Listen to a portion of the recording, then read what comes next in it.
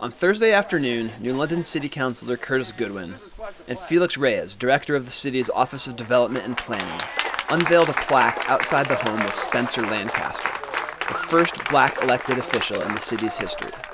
You know, when you're given a talent, don't bury it. Use it. And that's what I try to do all my life. Use my talent to get something better for everybody. Now, I look at this outing right now. This is New London.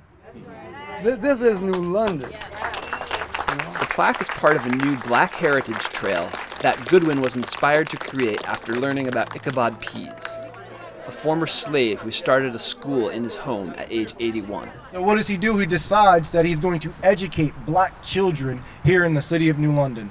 How on earth did I not hear about Ichabod Pease growing up in school? This is a disservice to the children of all colors growing up in the school system. A plaque honoring Pease was erected near the site of his school, the first of 15 plaques that now stand around the city. If there's this one story that I wasn't told growing up in school, there has to be more stories. Of course, there are more stories. The researchers who brought to light these stories led a tour of some of the sites on Thursday evening.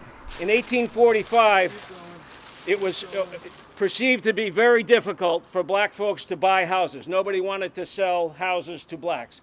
So Civilian Haley, who was a painter by trade, he was an abolitionist. He was active in the New London abolitionist movement, and he basically put his money where his mouth is, and he came and he built 5 houses here, and he sold them at cost to free blacks at a time when no one was doing that. You really cannot talk about black history without talking about the history of black churches.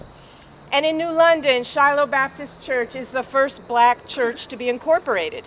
And this plaque honors Mr. Bland for the things he did, not for people of color, not for just New London.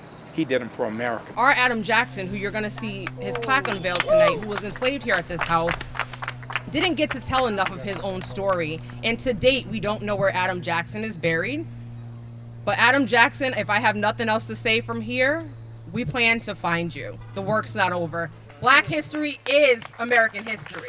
The historical markers are spread out over just a few miles, but they span some 300 years.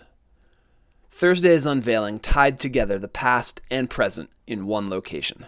Understand one thing, that you're standing on the ground that a man worked for over 40 years of his life as a slave, and that another man is sitting here in that spot today who has brought us this far.